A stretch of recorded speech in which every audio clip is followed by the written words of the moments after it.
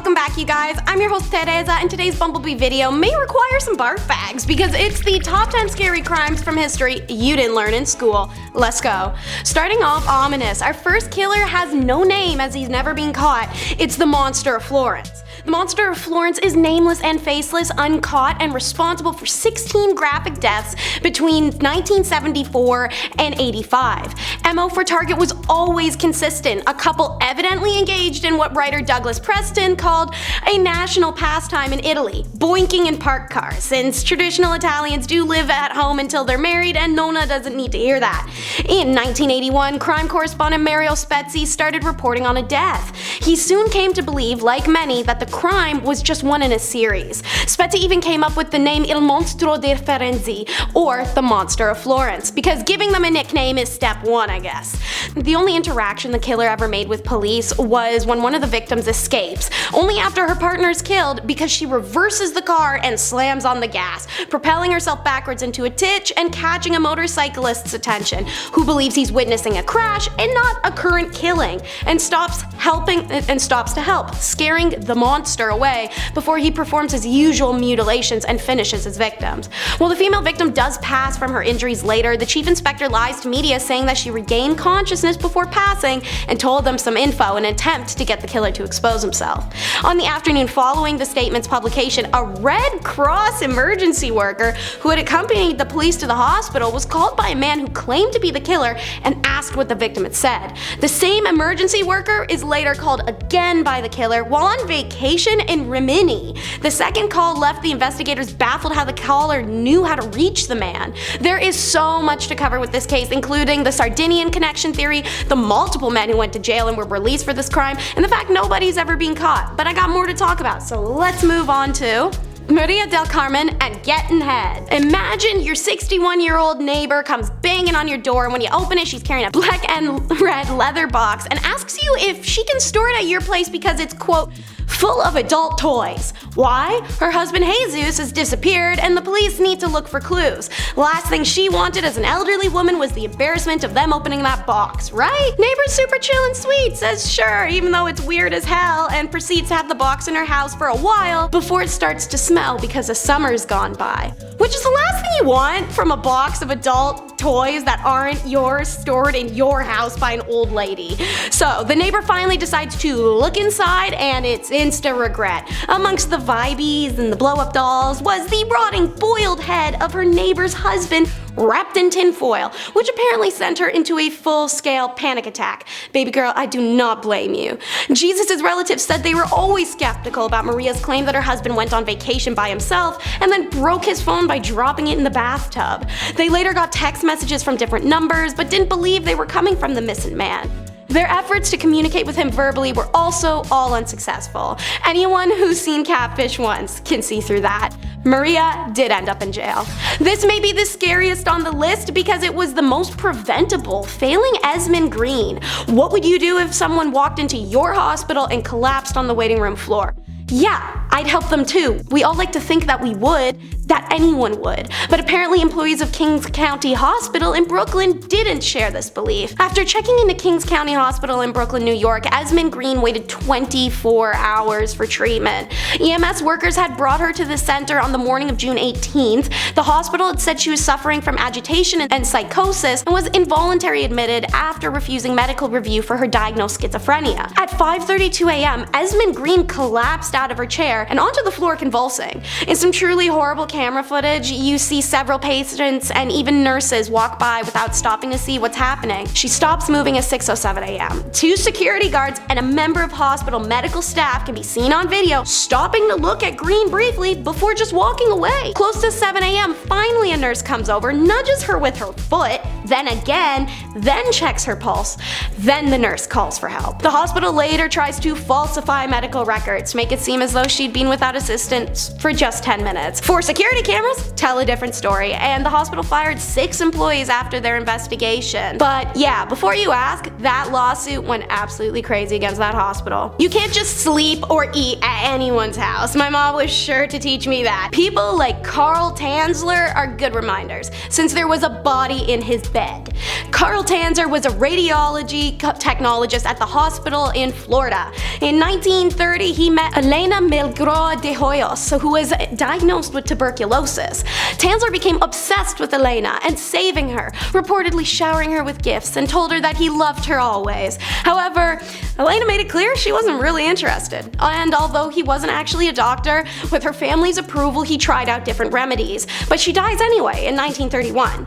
Tanzler insists on paying for her funeral, complete with a large mausoleum. Her family consented, but they weren't aware that Tanzler alone would have a key to the mausoleum. He visits constantly, leaving gifts, installing a phone so he can talk to her through the wall, normal stuff. 2 years later, Tanzler removes Elena's body from the cemetery. He tries to preserve it by attaching her bones together with wire, placing wax-coated cloth over her skin, and sticking rags in her body to help keep its shape. He was seen purchasing women's clothing and perfumes. A young neighbor saw him dancing with what appeared to be a life-size doll through the window. And then he stopped visiting Elena's grave too. Rumors spread that Tanzler was living with a corpse. And in 1940, those rumors reached Elena's sister, who goes there and confronts him with the whole sleeping with the disinterred body of my sister thing, and he happily shows her. Tanzler was deemed fit to stand trial after a psychiatric evaluation and charged with destroying a grave and removing a body without authorization. However, the charges are dropped because the statute of limitations expired. An insult to effing injury, poor Elena's remains, before being laid to rest in an unmarked grave, her modified corpse is put on display at a funeral home where 6,000 people come to see it. Ugh.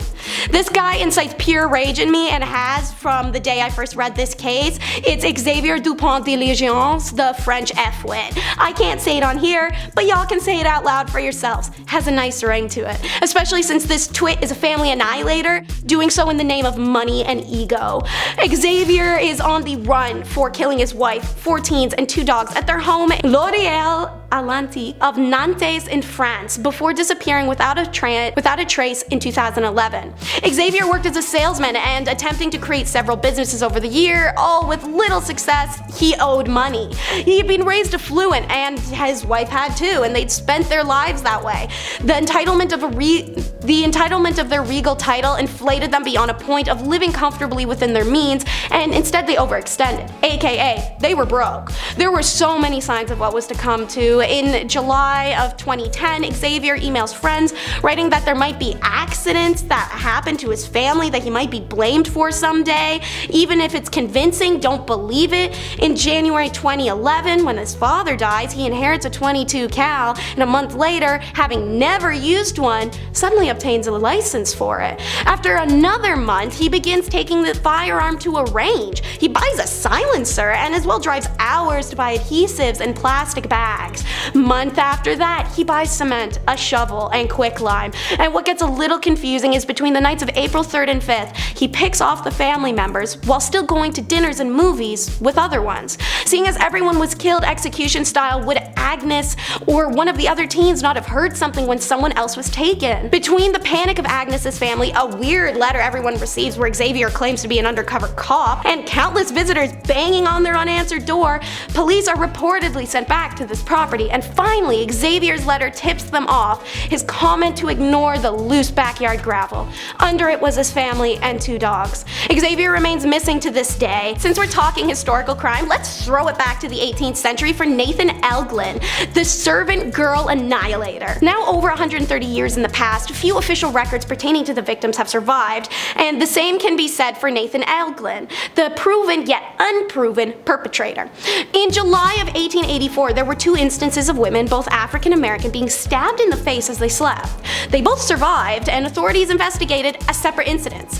In 1884, an African American woman is then struck in the head with a smoothing iron while she sleeps. She also survives. These nocturnal attacks, not fatal, were idiosyncratic in style that they must have been the beginning of a killer who would later escalate to more gruesome results. And that is the case. In 1884 they escalate again. The first one is simply an assault overnight, but literally the next day an African-American woman named Molly Smith is struck in the head with an axe. Molly Smith set a pattern for all that followed in 1885 as 8 killings took place in Austin, Texas, all carried out pretty much the same way. And the axe would always be left behind, and the bare footprints of the killer, who was missing a toe on one foot, was always on the scene. Meanwhile, Elgin had been getting in trouble since 1881, inciting attacks and carrying weapons, so when the police find him attacking a woman in 1886 Masontown, Austin, they're pretty okay with the fact they had to pop one in him to get him to stop. But the officer's shot didn't kill Elgin instantly. It did leave him paralyzed and mortally wounded, and he died the next day. And a subsequent autopsy revealed that the bullet had gotten lodged in Elgin's spine. Sure, blah blah blah, doesn't matter. But the doctors also noticed another detail. Elgin was missing a toe on the right foot, and just like that, they'd found their man. Katherine Knight made arrest herstory in Australia as the first woman to be given life imprisonment, no parole. Why? Well, Katherine wasn't a great girlfriend. She started her long line of violent relationships with another co-worker, David Kellett. Knight met Kellett in 1973 and the pair got married the following year, when she tried to strangle him on their wedding night because he only had intercourse with her 3 times before he fell asleep.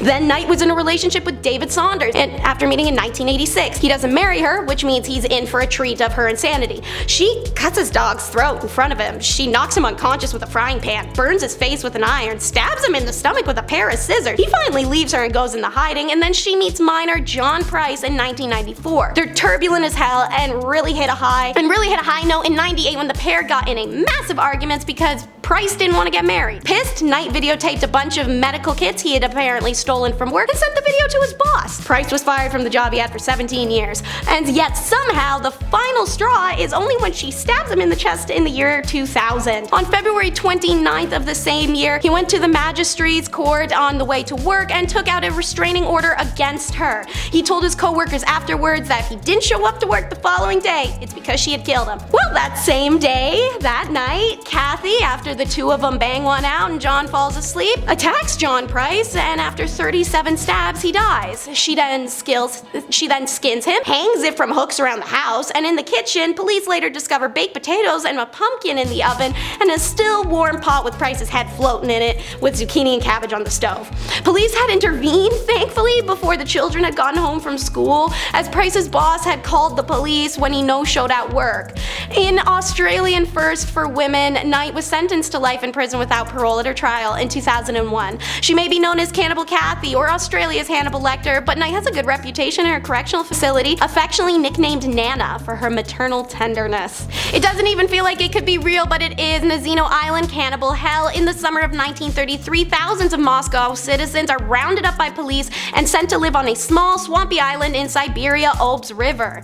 They were unwilling, unknowing settlers in Stalin's new social engineering plan to relocate millions of undesirables into remote areas where they would cultivate the land and develop self-sufficient communities. Like, they would undoubtedly die, but hopefully they'd build some towns first. The first 3,000 arrived by barge on Nazino Island in May of 1933. They had no tools, food, or shelter, and conditions deteriorated quickly with snow, frost, and rain. Still, more people kept arriving. Guards patrolled to pop anyone who tried to escape, and they'd distribute rye bread flour every 4 to 5 days, which people would mix with water and then eat, or simply inhale and risk suffocating on. But the most troubling was what the many island's inhabitants resorted to when starvation really set in. A woman from the island was being transferred to another camp and was brought to stay the night at the home of Theophila Berlin, who said in an interview the woman's calves had been cut off. When he inquired what happened, she said, "They did that to me on the island of death. They cooked them off and they cooked them."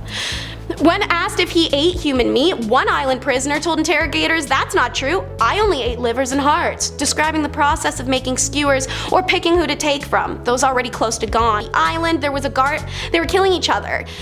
On the island, there's a guard named Kostya Vennikov, a young man, and he fell in love with a girl who had been sent there. He was courting her, protecting her, and one day he had to go away for a while, and he left her with his comrades to take care of her.